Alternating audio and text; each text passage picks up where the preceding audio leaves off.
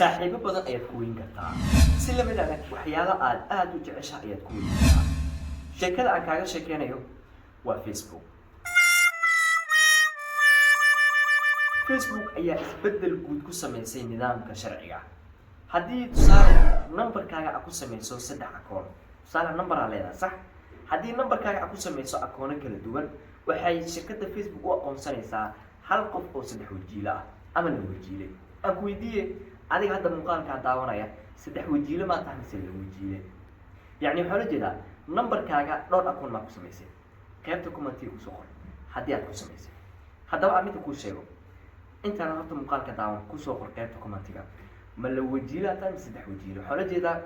numberkaaga caadiga ee shakhsi ah oo leedahay ma 3 Facebook aad ku sameysay mise 2 Facebook mise 1 Facebook inta aad ku sameysay qaybta commentiga uga soo daay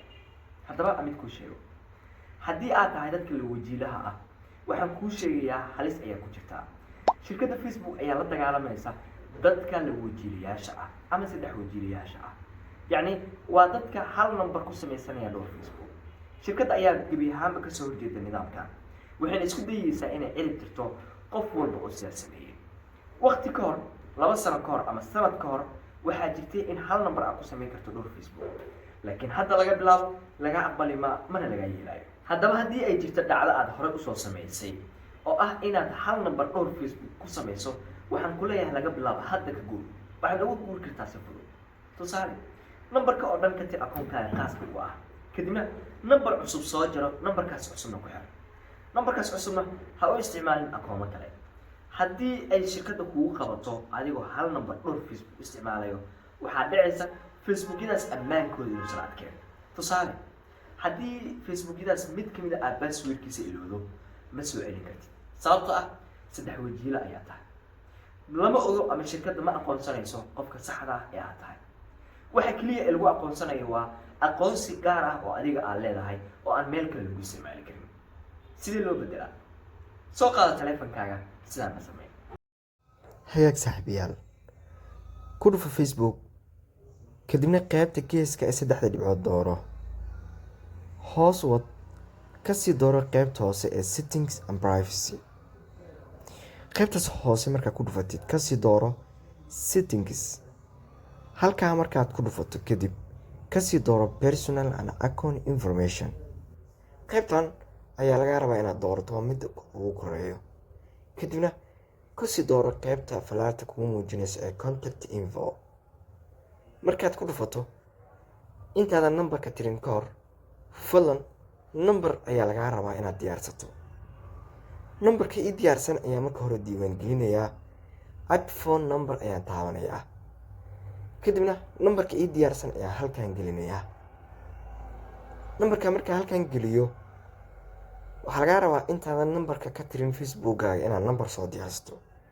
kadibna halkan geli marka sidaan sameeyo continue ayaan taabanayaa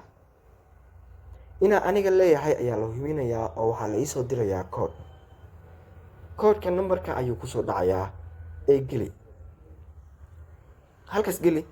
code-ka markuu ku soo dhaco kadibna confirm taabo si loogu xaqiijiyo inaad adiga leedahay haddii lagu soo dirin send code again taabo confirm ayaan taabanayaa aniga waa la ii soo diray code-ka kadibna close hadda numberkaas ayaa lagu soo diri doonaa wixii code ah laakiin numberkii hore ee aan rabay inaan ka saaro markan ayaan ka saarayaa si aan uga saaro waa kan saa u jeedid falaarta ee asiga marka hore dooro kadibna qaybta hoose remove taabo markii aad remove taabato su'aal ayaa lagu weydiin doonaa maxaa u remove gareynaysaa waa ogahay aad leedahay sababta wax walba ee hore u soco remove number ayaa taabanaysaa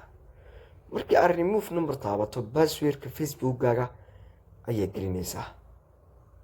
markaad passwordka geliso kadib remove phone number ayaa taabanaysaa sidaas ayuu uga baxay sidaas ayaan u bedeli kartaa ugu dambeyn adiga hadda muuqaalka daawanay mar kale aan kugu celiyay laba wajiile ma tahay saaxiibadaada gaarsii iyagana si uga faa'iidaystaan sharcigana waa muhiim inuu qof kasta iska ilaaliyo aniga ayaan ka bilaabay nafsadeeda oo mar hore ayaan ka taxadiray adiga ka taxadar waan kula jecelahay ee is ilaali guuleyso